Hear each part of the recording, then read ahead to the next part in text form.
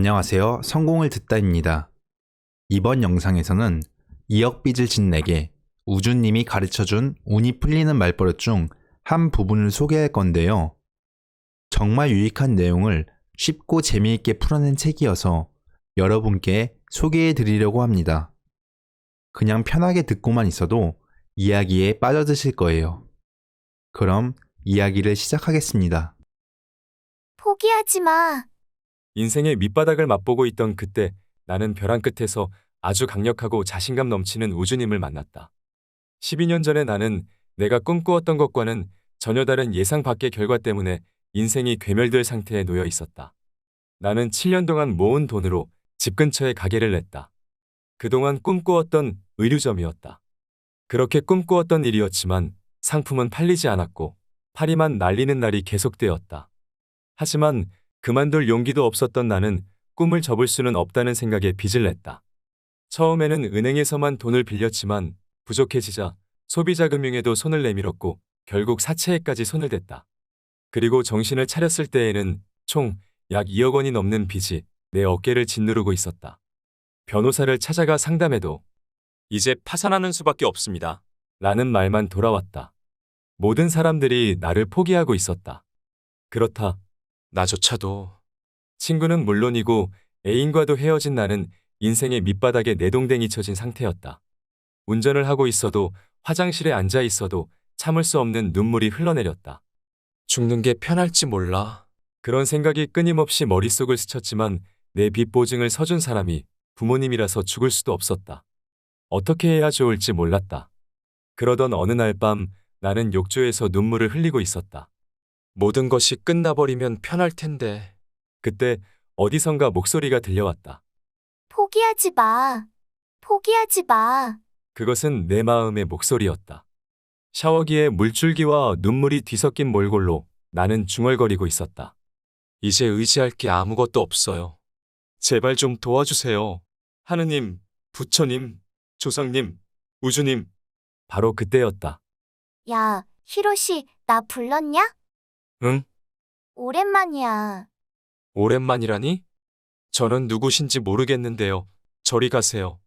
이봐, 모처럼 재미있는 일을 만들어 놓고 지금 그만두면 아깝잖아. 재미있는 일? 아니, 그보다 도대체 누구세요?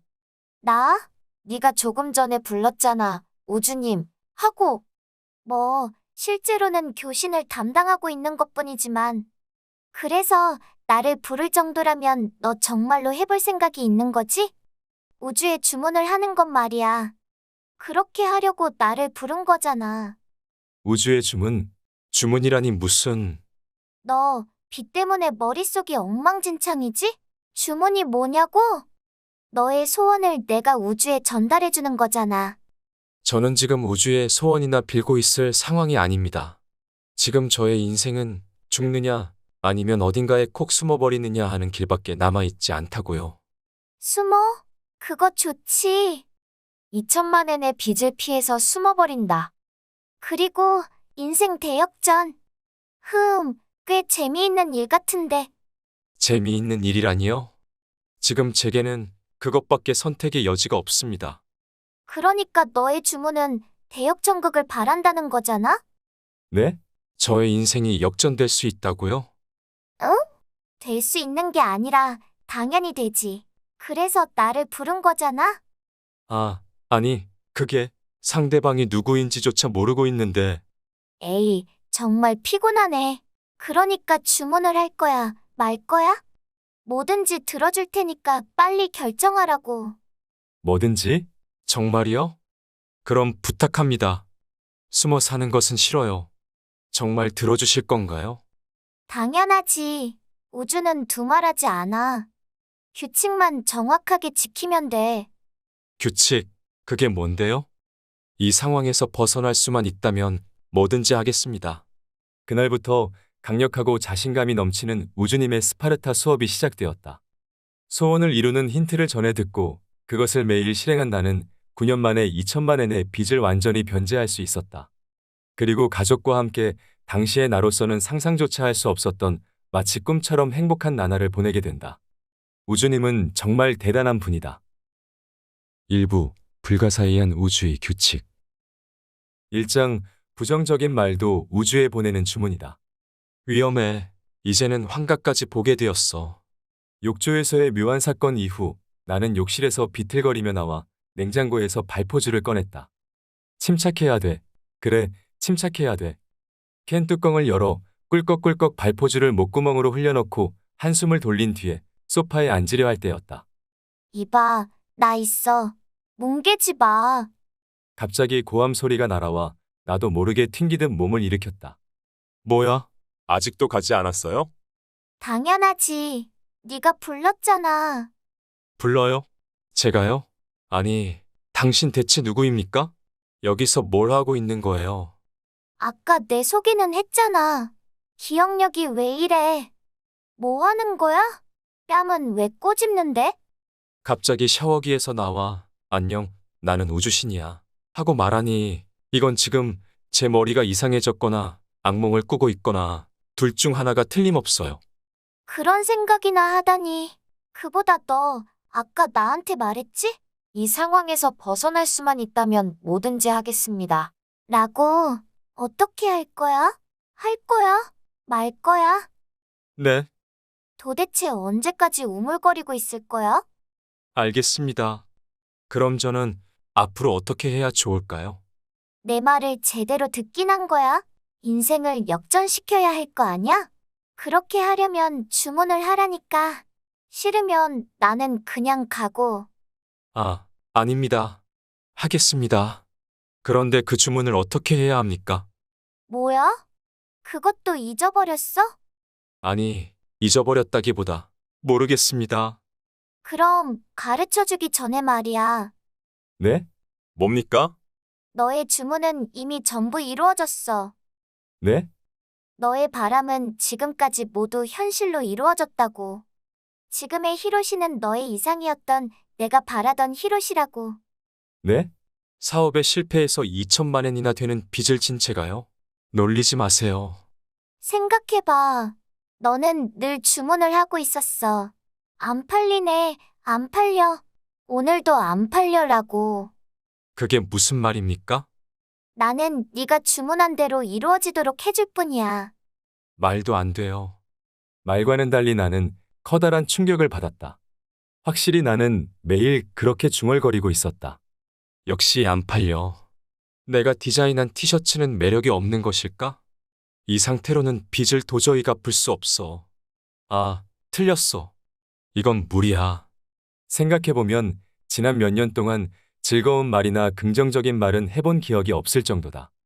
설마 그 모든 것이 우주로 보내는 주문이 되어버렸다는 것일까? 바로 그거야. 너는 결과를 정해놓고 주문을 했어. 나는 우주에 그걸 확실하게 전했고 결국 네가 원하는 대로 이루어지도록 해준 거지. 그렇게 말하고 나서 우주님은 냉장고 쪽으로 둥실둥실 날아가 냉장고를 열더니 나도 한 잔 마셔볼까? 하고 발포주를 꺼내려 했다. 잠깐, 안 돼요. 저의 유일한 즐거움을 빼앗지 마십시오. 지금 저에게는 그 발포주 외에 다른 걸 살 돈이 없습니다. 그렇게 말하고 나는 발포주를 꺼내지 못하도록 온몸으로 막았다. 발포주는 저녁 식사를 베게니아의 컵라면으로 때우면서까지 간신히 확보하고 있는 나의 유일한 즐거움이었다. 그래. 그 주문도 들어줄게. 네? 저에게는 그 발포주 외에 다른 걸 살 돈이 없습니다. 라는 주문 말이야. 그게 무슨... 그러니까 감사하라고. 네가 하는 말은 모두 들어주고 있으니까. 하지만 그건 아니지요. 모든 말을 다 들어준다니 말도 안 돼요. 저는 제발 어떻게 좀 해주세요. 라는 식으로 기도했습니다. 늘 그렇게 했어요. 하지만 그런 소원은 들어주지 않았잖아요. 이봐, 너 지금 그게 무슨 말이야? 어떻게 좀 해달라니. 너는 음식점에 가서 어떻게 좀 해주세요. 라고 주문하냐? 너 바보야? 아니, 그럼 빚을 전부 갚게 해주세요. 라고 주문을 하면 그건 들어주시나요? 빚을 전부 갚게 해달라고? 아, 너 정말 다 잊어버린 거냐? 어쩔 수 없지. 처음부터 다시 가르쳐줘야겠다. 귀찮기는 하지만. 잠깐 기다려. 그렇게 말하고 발치의 샘물처럼 보이는 무엇인가로 스르륵 사라진 우주님은 다음 순간 영차, 하고 신음소리를 내며 작은 칠판을 가지고 나타났다. 그리고 방 한가운데에 칠판을 내려놓은 뒤 잠깐 뭔가 생각하는 표정을 짓고는 욕실로 들어갔다. 이게 아닌데? 이렇게 해야 되나? 하고 중얼거리는 목소리가 들리더니 잠시 후 우주님이 욕실 문을 열고 밖으로 나왔다. 히로시, 준비는 됐지? 우주의 구조를 알고 싶어? 대답을 해, 히로시. 네, 그게 뭔데요? 각오는 되었지? 우주의 구조를 확실하게 알려주겠어. 구조? 이제부터 인생 대역전을 이루려는 사람이 우주의 구조를 모르면 어떻게 하겠어? 우주의 구조는 지구하고는 달라. 우주에 주문을 하는 구조를 가르쳐 줄 테니까 잘 들어. 지금부터 올림픽에 나간다는 생각으로 죽을 각오로 잘 들어야 해. 올림픽이요? 아니, 그건 무리입니다. 그럼 빚더미에 깔려 죽어야지. 아닙니다. 그럼 각오하라고. 구조만 알면 어렵지 않아. 단, 내가 가장 먼저 해야 할 일은 각오를 정하는 거야. 무엇을 어떻게 할 것인지 아무것도 정해져 있지 않잖아. 지금 정하라고. 지금 당장 빚을 갚을 거야. 안 갚을 거야? 어떻게 할 건데? 하지만 2천만에는 큰 돈 아닙니까? 그렇게 간단히 갚을 수 없다고요. 그래? 그럼 갚을 수 없겠네. 그런 생각으로는 절대로 갚을 수 없어. 그래, 갚을 수 없지. 죽어도 갚을 수 없어. 다시 태어나도 갚을 수 없어. 무슨 말을 그렇게 합니까? 지금 내가 말했잖아. 갚을 수 없다고. 내가 갚을 수 없다고 말하면 갚을 수 없다는 말이 우주에 전달되지. 그리고 갚을 수 없다는 것이 현실이 되는 거야. 너무합니다. 저는 그래도 최선을 다하고 있어요. 최선을 다하고 있지만 갚을 수 없다는 겁니다. 그래. 최선을 다하고 있다고? 최선을 다하고 있지만 갚을 수 없다고? 그럼 영원히 최선을 다해도 갚을 수 없겠네. 최선을 다해도 갚을 수 없다니 그거 참 안 됐다. 쯧쯧쯧. 가볍게 혀를 찬 우주님이 칠판에 글을 쓰기 시작했다. 이것이 우주의 규칙이야. 우주의 규칙. 스파르타식 학원의 강사처럼 변신한 우주님은 짧은 손으로 칠판을 가리키며 설명하기 시작했다. 멍청하게 앉아있지 말고 노트 꺼내. 이게 얼마나 중요한 수업인데. 네, 노트요. 네. 나는 서둘러 우주님이 칠판에 쓰는 내용들을 노트에 옮겨 적었다. 우주님의 스파르타 수업 1교시. 완료형 말버릇으로 바꾼다. 먼저 결론부터 말하겠다. 소원을 이루려면 3가지 규칙이 있다. 결과를 정하고 우주에 주문을 낼 것. 우주로부터 오는 힌트는 처음 0.5초 내에 곧바로 실행할 것. 말버릇을 긍정적으로 바꿀 것. 우주는 우주의 넘치는 에너지를 증폭시키는 장소이며 그 에너지를 눈앞의 형태로 만들어낸다. 이것이 우주의 성질이다. 그 에너지의 파동으로서 우주가 가장 받아들이기 쉬운 것은 그 사람이 믿고 있는 대상이나 말이다. 즉, 평소에 자주 사용하는 말버릇이다. 자기도 모르게 입 밖으로 튀어나오는 말, 즉, 말버릇은 본인이 마음속으로 믿고 있는 인생의 대전제라고 생각하면 된다. 나는 역시 대단해. 나는 역시 쓸모없는 사람이야. 당신의 말버릇은 어느 쪽인지 생각해 보길 바란다. 말버릇을 통해서 그 사람이 마음속으로 무엇을 믿고 있는지 단번에 알 수 있다. 입 밖으로 나오는 말은 진동을 한다. 말에는 영혼이 깃들어 있다. 우리는 예전부터 말에 강력한 에너지가 깃들어 있다는 사실을 알고 있었다. 사람은 잠재의식을 통하여 평소의 말버릇을 우주로 보낸다. 우주에서 증폭되기를 바라는 에너지를 스스로 선택하고 끊임없이 주문을 하고 있는 것이다. 평소에 무슨 말을 하는가에 따라 인생이 바뀌고 소원이 이루어진다는 말을 들은 적이 있을 것이다. 그런 말이 존재하는 이유는 말이 곧 우주로 보내는 주문이기 때문이다. 소원이 이루어지는 구조를 간단히 말하면 자신이 입 밖으로 꺼낸 말이 그대로 증폭되는 것이다. 말로 표현한 소원이 이루어지는 구조는 자신이 한 말에 포함되어 있는 에너지를 우주 공간이 증폭시켜 되돌려주는 과정에 의해 나타나는 결과다. 할 수 없어. 할 수 없어. 갚을 수 없어. 따라서 히로시가 평소에 자주 입에 담는 이런 자학적인 말버릇도 전부 증폭되고 있었다. 그 결과 할 수 없는, 할 수 없는, 갚을 수 없는 현실이 눈앞에 나타난 것이다. 사람들이 빠지기 쉬운 세 가지 말버릇 패턴이 있다. 첫 번째는 이 자학적인 말버릇이고, 두 번째는 어떻게 좀 해주세요 라는 어정쩡하게 바라는 말버릇, 세 번째는 꿈꾸는 듯한 말버릇이다. 우주의 힘은 에너지를 증폭시키는 것인데 거기에 대고 어떻게 좀 해주세요 라고 말하면 무슨 의미가 있을까? 우주는 어떻게 좀 해주세요 라는 에너지를 증폭시킨다. 그 결과 어떻게 될까? 어떻게 좀 해주세요 라고 말할 수밖에 없는 상황이 끊임없이 밀려온다. 같은 의미에서 세 번째 꿈꾸는 듯한 말버릇도 버려야 한다. 세계 일주를 하고 싶어.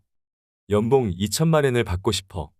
이런 하고 싶다는 주문은 지금 세계 일주를 할 수는 없지만 언젠가는 하고 싶어 라는 에너지를 증폭시킨다. 그 결과 영원히 세계 일주를 꿈꾸기만 하는 현실을 낳는다. 우주는 좋고 나쁜 것을 판단하지 않고 해석을 하지도 않는다. 그런 건 전혀 존재하지 않는다. 오직 사람들이 입 밖으로 표현한 말을 증폭시켜 현실로 나타낼 뿐이다. 그 현실을 한탄한다고 해도 우주의 입장에서 보면 응? 너 자신이 그렇게 말했잖아. 그걸 나는 충실하게 재현해 주었는데 왜 불만이야? 라고 의문을 가질 것이다. 우주는 히로시가 왜 이런 말을 하지? 마음속으로는 어떤 생각을 가지고 있는 것일까? 이렇게 힘든 주문을 하고 싶었을 리는 없어. 라는 식의 해석은 절대로 하지 않는다. 자, 내가 직접 말해. 하고 귀를 기울여 들은 뒤에 그 말을 충실하게 증폭시켜 현실로 그대로 나타낼 뿐이다. 소원이 이루어지기를 바랄 때 사람들이 할 수 있는 것은 결과를 정하고 주문을 하는 것뿐이다. 마음속으로 확실하게 정한 것을 분명하게 입 밖으로 표현하여 주문을 하는 것, 그리고 그것을 말버릇으로 갖는 것이다. 그렇다. 마치 각인을 시키듯 소원이 이루어진 상태를 자신의 마음속 깊은 곳까지 침투시켜 확신을 가져야 한다. 이것은 커피숍에서 주문을 하는 것과 같다. 카페라테를 마시고 싶으면 카페라테 주세요 라고 명확하게 주문을 해야 한다. 뭔가 마시고 싶은데요 라는 식으로 애매한 주문을 하는 바보는 없다. 또한 커피를 주문해 놓고 혹시 커피가 아니라 홍차가 나올지도 라거나 주문은 했지만 커피를 내주지 않을지도 몰라 라고 걱정하는 바보도 없을 것이다. 우주에 보내는 주문도 마찬가지다. 보다 명확하게 결과를 정하고 주문을 해야 한다. 그리고 그 결과를 믿고 기다린다. 이제 세 가지 잘못된 말버릇은 버리기로 하자. 그렇다면 정답은 무엇일까? 바로 완료형 말버릇을 사용해야 한다는 것이다. 세계 일주를 했다. 연봉 2천만 엔을 받았다. 이런 식으로 명확한 결과를 말로 표현하는 것이다. 2장. 빚을 갚기 위해 맨 처음으로 선택한 말. 지금 말한 대로 내가 한 말은 전부 이루어지게 해줄게. 뭐, 지금까지도 이루어져 왔고, 특별히 이루고 싶지 않아도 자연스럽게 이루어지는 것이지만, 우주는 단지 내가 한 말의 에너지를 증폭시켜줄 뿐이야. 내가 만약 정말로 인생 대역전을 생각한다면, 결과를 정하고 내게 주문을 하면 돼. 그렇다면 저는 빚을 갚고 싶습니다. 그게 아니지. 하고 싶다는 말이 결과를 정한 주문이야? 응? 빚을 갚고 싶다는 바람이라면 이미 이루어진 거야. 그래서 너한테는 지난 몇 년 동안 빚을 갚고 싶다는 상황이 이어져 온 거고. 아, 그렇군요. 그럼 저는 빚을 갚겠습니다. 결과니까 과거형이어야지. 네, 저는 빚을 갚았습니다. 언제? 언제 갚았는데? 그게 기한도 필요한가요? 그럼 10년 후에 2천만 엔을 갚았습니다. 빚을 갚고 어떻게 할 건데? 빚을 왜 갚았는데? 네? 어떻게 할 거냐고요? 그게 그러니까 행복해지기 위해 갚았습니다. 아니, 행복해졌습니다. 좋았어. 그럼 다시 한번. 처음부터. 저는 10년 만에 빚을 갚고 행복해졌습니다. 좋아. 각오를 정했으니까 시작하자. 아, 네. 여기에서는 내가 아니라 파이팅이라고 말해야지. 분위기를 읽을 줄 모르네. 아, 파이팅. 좋아. 그럼 잠깐 다녀올게. 우주님은 우주의 주문을 전달하고 올게 하고 욕실 문을 열고 샤워기 속으로 쓱 사라져 버렸다. 3장. 인생의 난이도를 설정한 사람은 자신이다. 이렇게 해서 거의 강제로 우주님에게 10년 만에 2천만 엔의 빚을 변제했다는 주문을 했지만 2천만 엔의 빚이 다음 날 사라질 리는 없고 갑자기 복권에 당첨될 리도 없었다. 어느 날 친구로부터 영화 티켓을 받은 나는 몇 년 만에 영화관에 가게 되었다. 영화는 인생을 대역전시키는 남자의 이야기였다. 크리스 가드너라는 사업가의 실화를 영화화한 것이었다. 크리스가 하는 일은 골밀도를 측정하는 의료기기를 병원에 판매하는 것이었다. 일확천금을 노리고 시작한 사업이었지만 의료 지식도 없는 크리스가 고액의 의료기기를 쉽게 팔 수 있는 것도 아니어서 얼마 지나지 않아 집세도 낼 수 없는 빈곤한 생활에 몰렸다. 어느 날 의료기기를 들고 길을 걷고 있던 크리스는 빨간 페라리를 타고 있는 남성을 만난다. 그는 크리스가 볼 때 성공한 사람의 모습 그 자체였다. 크리스는 그에게 이렇게 물었다. 당신에게 두 가지만 물어보고 싶습니다. 당신의 직업은 무엇이고 성공을 한 비결은 무엇입니까? 그는 미소를 지으며 저는 주식 중개인입니다. 라고 대답했다. 그 일을 하려면 대학을 나와야 합니까? 라고 묻는 크리스에게 그는 아니요. 숫자와 사람에게 강하면 됩니다. 라고 대답하고 크리스의 어깨를 툭 두드리고는 멀어져 갔다. 크리스는 자기도 모르게 미소를 지었다. 거리를 걷는 모든 사람들이 행복하게 보였고 자신도 그렇게 되고 싶었다. 크리스는 즉시 증권사에 취직하기로 결정했다. 증권사의 어려운 면접에서 유머와 기질을 발휘하여 합격한 그는 인턴으로 연수를 받게 되었다. 그러나 인턴 기간 중에는 급료가 없었다. 그에게 지치고 실망한 아내는 급기야 집을 나갔고 크리스는 아들과 함께 노숙 생활을 하기에 이르렀다. 영화에 빠져있는 내 앞에 우주님이 나타나 말했다. 뭐야, 히로시. 재미있는 영화를 보고 있는 줄 알았는데 집세를 내지 못해서 노숙이라고? 인생의 밑바닥이네? 이거 내 이야기 같은데? 하하하. 뭡니까? 그만하고 조용히 좀 계세요. 내가 감정에 사로잡혀 눈물을 흘리며 영화를 보고 있는 동안 우주님은 계속 말을 걸어왔다. 그야말로 내 이야기야. 노숙이라니. 너도 이제 노숙해야 되잖아. 이번에는 기자재를 도둑 맞았네? 우주님은 배꼽을 잡으며 웃음을 터뜨렸다. 확실히 돈이 없고 집세를 내지 못하고 먹을 것도 없고 학력도 없고 사람들에게 이용이나 당하고 그런 상황은 현재의 나와 비슷했다. 하지만 시간이 흐르면서 허무한 기분이 들었다. 저 사람은 좋겠습니다. 어쨌든 이건 영화잖아요. 지금은 공중 화장실에서 잠을 자는 저런 심각한 상황에 놓여 있지만 마지막에는 해피엔딩일 것 아닙니까? 영화는 마무리가 좋게 끝나니까. 응? 그야 당연한 거 아냐? 영화는 역시 해피엔딩이었다. 마지막 장면을 보면서 나도 모르게 이렇게 중얼거렸다. 좋겠다. 인생이 영화 같으면 얼마나 좋을까? 이봐, 히로시, 지금 뭐라고 했어? 저의 인생도 영화처럼 된다면 어떤 고통이 있더라도 즐겁게 이겨낼 수 있을 것 같다고요. 너 바보냐? 네?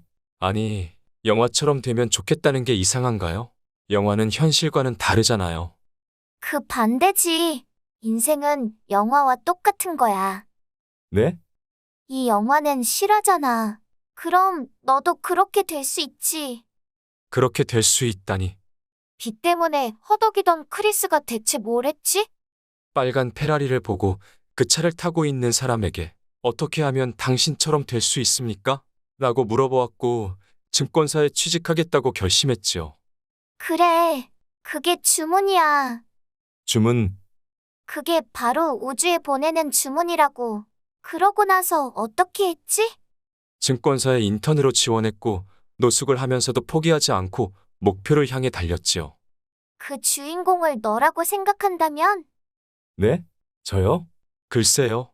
빚을 10년 안에 변제하겠다고 결정했으니까 어떻게 갚을 것인지 생각하고 행동하고 아니, 저의 인생은 영화가 아닙니다. 뭐가 다른데? 크리스는 훌륭한 사람이고 재능이 있었잖아요. 크리스도 처음에는 평범한 사람이었어. 하지만 현실이 영화나 롤플레잉 게임처럼 그렇게 뜻대로 되는 것은 아니지요. 이봐, 히로시, 지금 너는 그렇게 뜻대로 되는 것이 아니지요. 라고 말했지? 영화의 불행과 인생 게임의 난이도가 애초에 다르다는 거잖아? 네? 이봐, 잘 들어.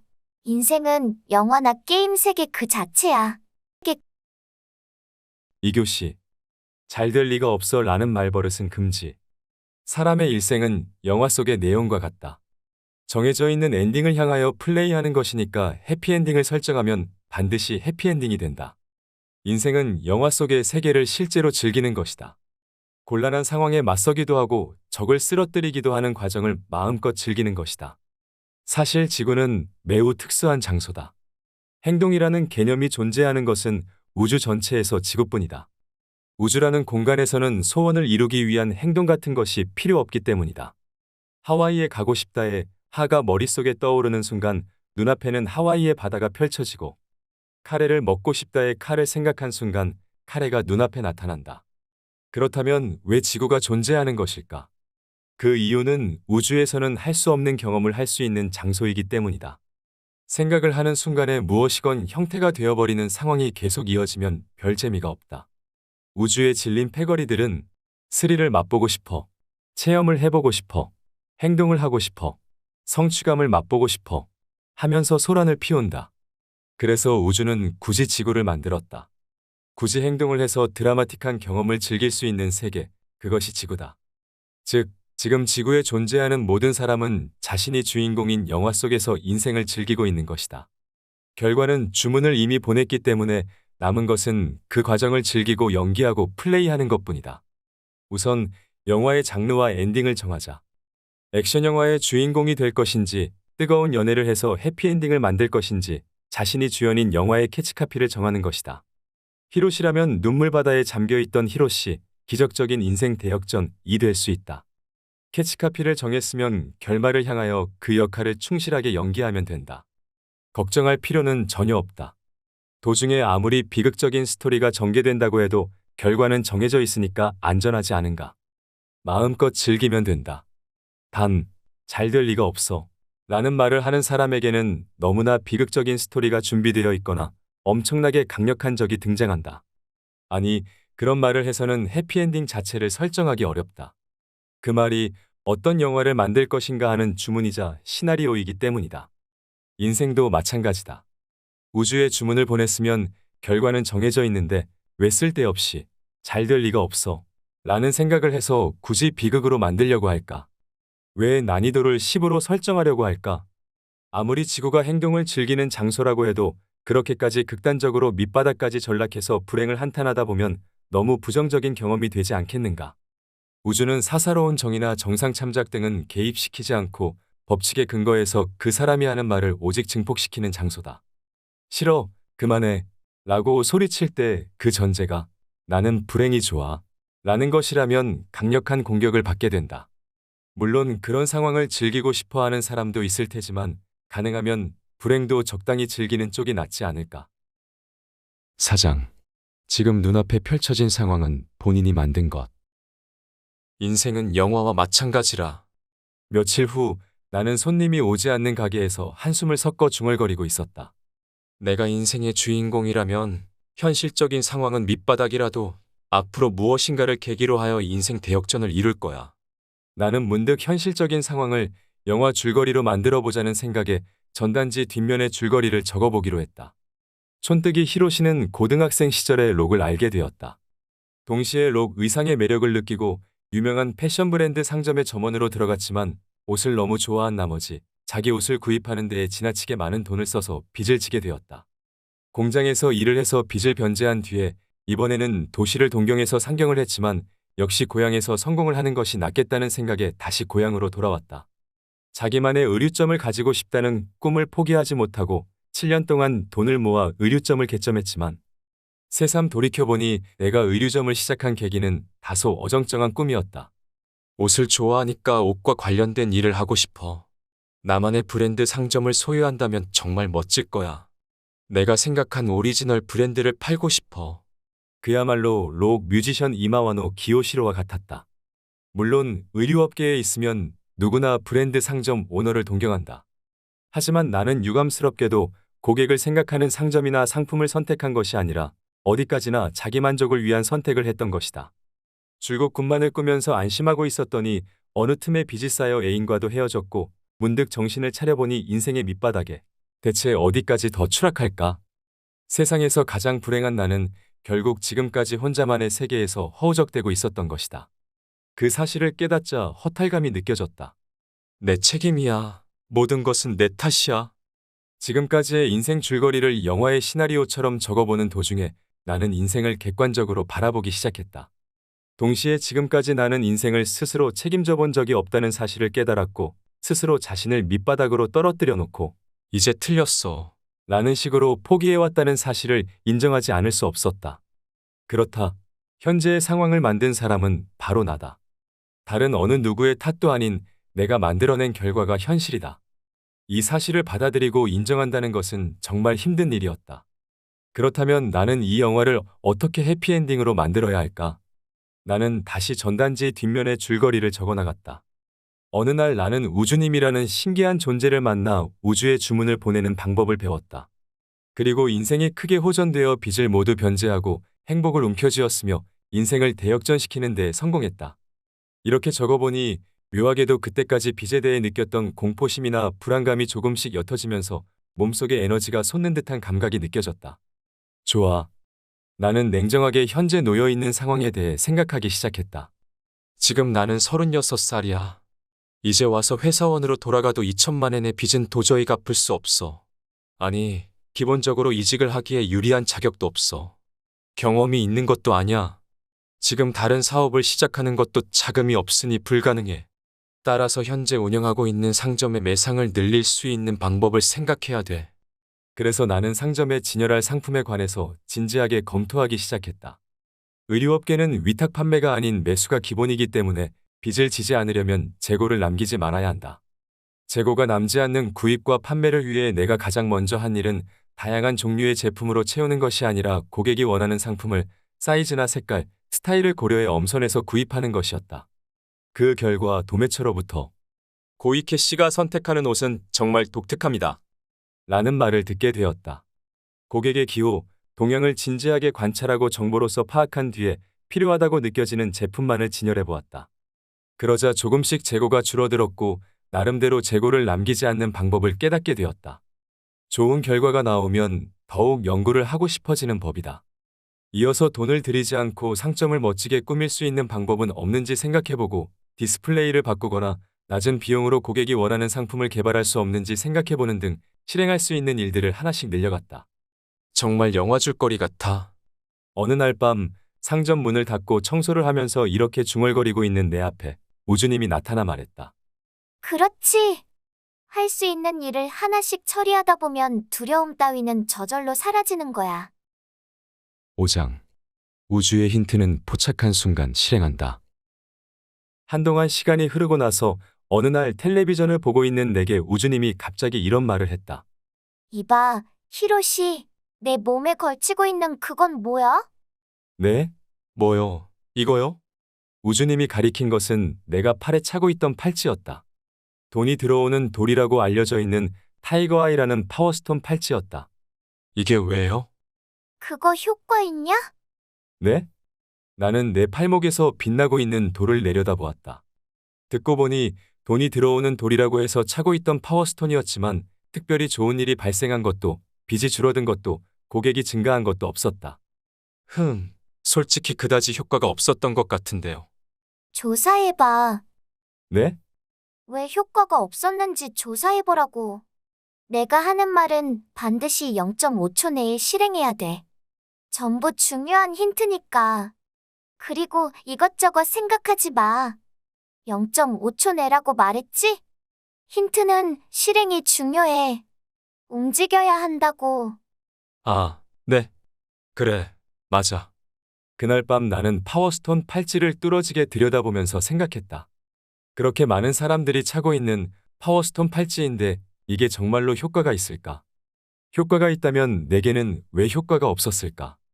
그렇게 생각하면서 컴퓨터를 켜고 파워스톤 효과 등의 키워드를 사용해서 조사해 보았더니 몇 군데의 사이트를 통하여 돌은 에너지 그 자체이며 돌과 사람도 궁합이 있다는 사실을 알 수 있었다. 돌과 사람의 궁합이라. 나는 점차 파워스톤에 흥미를 느끼고 서적과 문헌들을 조사해 보았다. 그리고 그 물질이 본인에게 맞는 물질인지를 알 수 있는 오링 테스트라는 방법이 있다는 사실을 알게 되었다. 오링 테스트는 미국에 살고 있는 일본인 의사가 고안해낸 대체의학 기법인데 약이나 음식에 접촉했을 때의 신체 반응을 통하여 그 약이 그 사람에게 맞는지를 확인하는 것이다. 즉, 오른손잡이면 오른손의 엄지손가락과 집게손가락으로 힘주어 고리를 만들고 반대쪽 손바닥 위에 약이나 음식물 등을 올려놓은 뒤에 고리를 만든 엄지손가락과 집게손가락을 다른 사람이 잡아 편다. 손바닥 위에 올려놓은 것이 몸에 필요한 것이거나 몸에 좋은 것이라면 고리가 펴지지 않지만 만약 필요한 것이 아니거나 해를 끼치는 것이라면 고리가 간단히 펴진다. 그 반응을 보고 그 사람에게 맞는 것인지를 확인하는 것이다. 혹시 이 방법으로 파워스톤이 내게 맞는지도 확인할 수 있지 않을까? 이렇게 생각한 나는 혼자 오링 테스트를 할 수 있는 방법을 조사했고 타이거 아이를 시험해 보았다. 결과는 맞지 않는다는 것이었다. 돈이나 성공을 의미하는 타이거 아이지만 내가 그 돌을 지니면 에너지가 오히려 약해진다는 사실을 알았다. 오링 테스트를 이용하여 내게 맞는 돌을 찾아보니 몇 개의 돌이 나의 파장에 맞았다. 루틸 커츠를 비롯한 몇 종류였다. 그 몇 종류를 사용하여 파워스톤 팔찌를 만들어 팔에 착용한 뒤에 다시 한번 오링 테스트를 해보니 고리가 펴지지 않았다. 그래, 돌의 효능을 보고 고르는 게 아니라 지금의 내게 어울리는 돌을 고르는 것이 파워스톤을 제대로 고르는 방법이야. 새로운 파워스톤 팔찌를 착용하자 왠지 힘이 솟는 것 같았다. 파워스톤 팔찌 자체의 힘이라기보다 내게 어울리는 것을 착용하고 있어. 그러니까 나는 이제 걱정 없어. 나는 감각 신뢰가 그런 기분이 들도록 만든 것인지도 모른다. 다음 날 오랜만에 어머니에게서 전화가 걸려왔다. 히로 씨, 아까 은행에서 전화가 왔었는데 은행에 내 계좌가 있는데 전혀 사용하지 않는다구나. 그래서 어떻게 할 것이냐고 물어보던데. 네? 그런 계좌가 있다고요? 전혀 기억이 나지 않았다. 어차피 돈이 있다고 해도 몇백엔이겠지. 그렇게 생각하고 은행에 가보니 몇만 엔의 돈이 들어있는 것이 아닌가. 당시에는 식비를 충당하기 버거울 정도로 힘든 시기였기 때문에 임시 수입은 그야말로 신의 은총이었다. 나는 즉시 그 돈을 모두 찾아 빚을 변제하는 데 보탰다. 작은 기적은 여기에서 끝나지 않았다. 다음 날 이번에는 형이 가게를 찾아왔다. 서류 작성하는 것 좀 도와줘. 그래서 도와주었더니 그러고 보니 내가 가게를 냈는데 축하 선물을 하지 않았네. 라고 말하면서 10만 엔을 주었다. 응? 이게 뭐지? 혹시 파워스톤의 효과인가? 반신반의하면서도 연달아 발생하는 행운에 나의 기대감은 점차 높아갔다. 그리고 며칠 후 갑자기 지금까지 전혀 거래가 없었던 양복회사 직원이 영업차 방문하더니 이렇게 말했다. 우리 옷도 진열해 주실 수 있을까요? 견본을 보니 마침 구입을 하려던 옷이었다. 하지만 비투성이인 내게는 돈이 없었다. 어떻게 해야 좋을지 몰라 망설이고 있었더니 영업사원이 이렇게 말했다. 결제는 다음 달 말에 해주시면 됩니다. 매입 금액의 절반씩 지불해 주시면 됩니다. 더할 나위 없는 조건이다. 즉시 매입을 했는데 그 회사의 옷이 바로바로 팔려나가서 다음 달에 결제를 걱정할 필요가 없었다. 결국 그 회사의 옷은 우리 가게의 인기 상품이 되었고 매상은 조금씩 증가했다. 이 이야기를 친한 친구에게 했더니 나한테도 파워스톤 팔찌 만들어줘. 라고 졸랐다. 그래서 친구에게 맞는 팔찌를 만들어주자 그에게도 예상 밖의 수입이 들어왔고 그가 다른 친구에게 이야기해서 또 팔찌를 만들어주는 등 팔찌 주문도 조금씩 증가했다. 나는 우주님에게 이렇게 말했다. 우주님의 힌트를 바탕으로 행동에 옮겼더니 새로운 세계가 움직이기 시작한 느낌이 듭니다. 그러자 우주님이 웃으며 말했다. 오, 이제야 뭔가를 좀 이해한 것 같은데. 6장. 기적은 얼마든지 일어날 수 있다. 어느 날 텔레비전을 보고 있던 내 눈에 부럽기 짝이 없는 부자의 생활이 들어왔다. 퍼스트 클래스밖에 타본 적이 없다는 유명 인사. 도쿄에서 가장 비싼 지역에 자리 잡고 있는 호화주택과 해외의 별장 등 상상도 할 수 없는 생활상을 보며 나도 모르게 한숨을 내쉬었다. 연봉이 1억엔이 넘는 사람의 비율이 0.027%라. 그때 텔레비전과 나 사이에 끼어들듯 우주님이 나타났다. 그런 정원 따위는 없어. 아, 깜짝이야. 갑자기 나타나면 어떻게 합니까? 깜짝 놀랐잖아요. 놀란 건 내 쪽인데. 연봉이 뭐가 어떻다는 거야? 연봉이 1억 엔이 넘는 사람의 비율이 0.027%라고 말했습니다. 그걸 누가 정했는데? 아니, 누가 정한 게 아니고 성공하는 사람은 거의 없다는 이야기지요. 그러니까 누가 그렇게 말했냐고?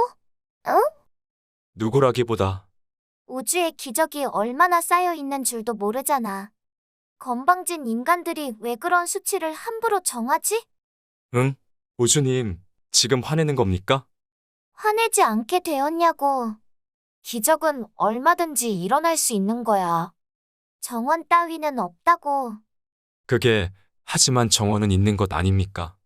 예를 들어 구인을 해도 정해진 인원이 있고 복권 당첨도 1등은 한 명뿐이고 아, 너 정말 아무것도 모르는구나.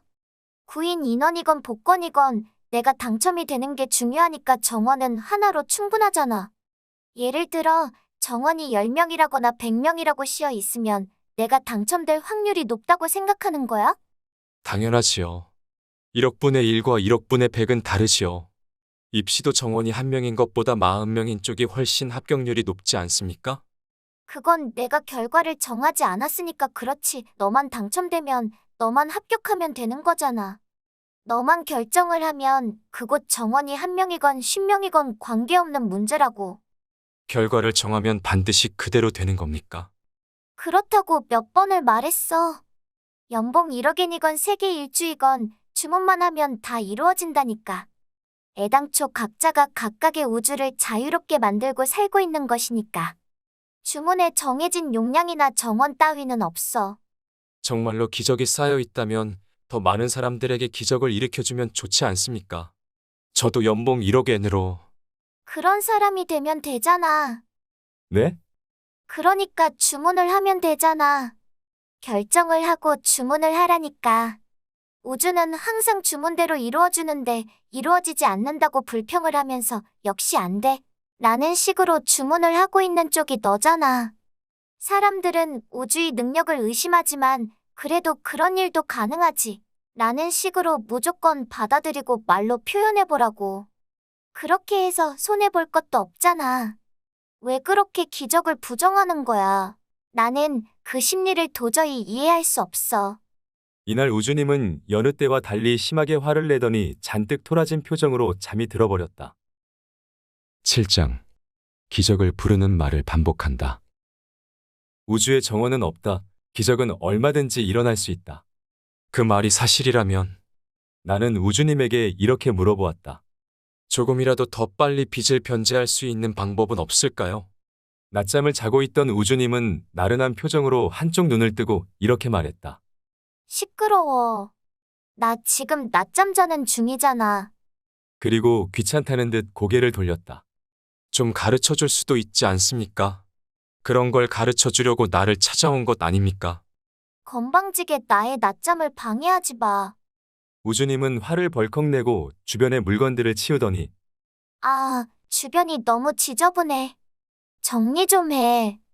라고 말하고는 베개를 끌어안고 코를 골기 시작했다. 나는 어이가 없었지만 어쩔 수 없이 물건들을 정리하기 시작했다. 응? 이게 뭐지? 바닥에 뒹굴고 있던 것은 반년 전에 구입한 책이었다. 이미 비투성이였던 내가 지푸라기라도 잡고 싶다는 마음으로 서점에 가서 집어든 책. 읽어보기는 했지만 당시에는 그 내용이 전혀 들어오지 않았던 책. 억지로 읽어보려다가 왠지 한심하다는 생각이 들어서 덮어버렸던 책이다. 왜냐하면 거기에는 감사합니다를 5만 번 말하면 인생이 바뀐다고 쓰여 있었기 때문이다. 감사합니다를 5만 번 말하면 인생이 바뀐다고? 그렇게 간단히 인생이 바뀐다면 누구든지 바꾸지. 책값이 아깝다.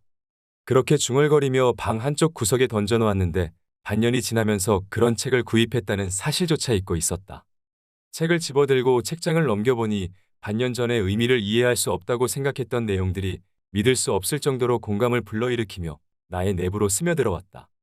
도저히 같은 책이라고는 생각할 수 없을 정도로 나는 강한 공감을 느끼면서 그 책을 단번에 독파했다. 감사합니다를 5만 번이라. 그렇게 중얼거리는 나의 눈은 반년 전과는 전혀 다른 빛을 발산하고 있었는지도 모른다. 한쪽 눈을 뜬 우주님이 귀찮다는 듯 이렇게 말했다. 어차피 한가하잖아. 너도 한번 해봐. 그래, 손님도 없고 어차피 할 일도 없어. 그렇다면 감사합니다를 5만 번 말해보는 것도 나쁘지는 않을 것 같아. 그날부터 나는 틈이 있을 때마다 감사합니다를 중얼거리기 시작했다. 가게 문을 열고 다시 닫을 때까지 손님이 없는 시간에는 줄곧 감사합니다를 중얼거렸다.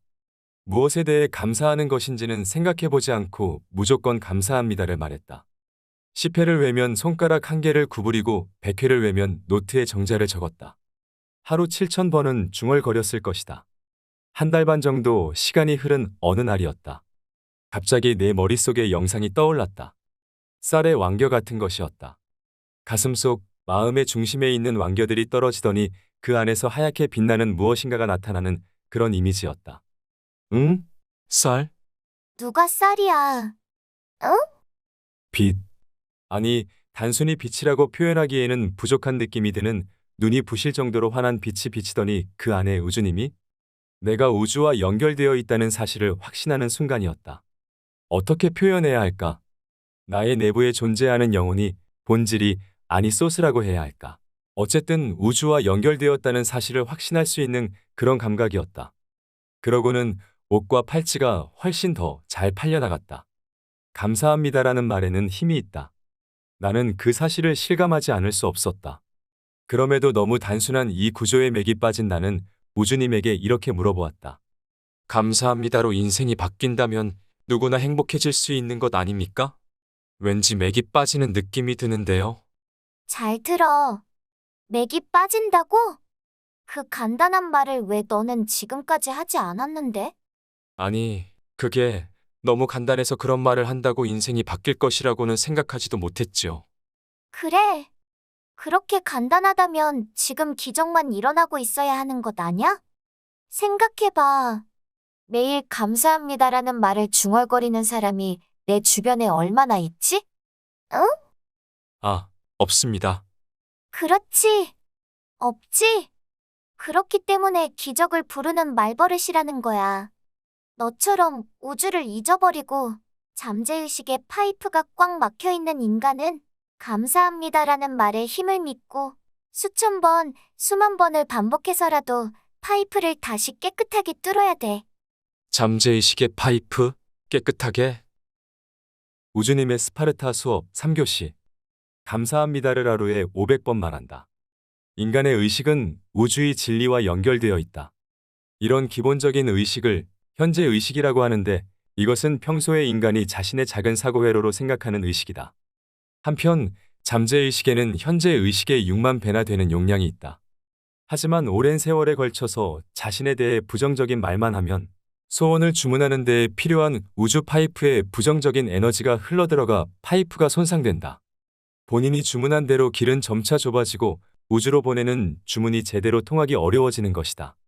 히로시의 잠재의식도 본인 스스로에게 향했던 부정적인 말 때문에 완전히 지쳐버렸고 우주와 연결된 파이프도 손상되어 있었다. 하지만 아무리 손상된 파이프라고 해도 살아있는 한 완전히 막혀버리지는 않는다. 바늘구멍 정도는 우주와 연결되어 있다. 그것이 살아있다는 증거이기 때문이다. 물론 주문이 통하기는 하지만 꽉 막혀 있는 상태이기 때문에 소원이 우주에 도달하기까지 많은 시간이 걸리고 양도 줄어들 수밖에 없다. 그리고 좁아진 우주 파이프로는 우주의 힌트가 통과하기도 어렵다. 따라서 힘들게 결과를 정하고 주문을 해도 그 주문을 이룰 수 있는 힌트를 받기 어려워진다. 그래서 어렵게 주문을 했는데 힌트가 오지 않아 라는 식으로 포기하게 되는 것이다. 사람들은 정말로 포기를 좋아하는, 변명을 좋아하는 나약한 존재다. 우주로 보내는 주문이 잘 통과하게 하려면 먼저 지금까지 중얼거렸던 부정적인 말만큼 감사합니다를 외쳐야 한다. 이렇게 중화시키는 방법으로 잠재의식을 정상적인 상태로 되돌려야 한다.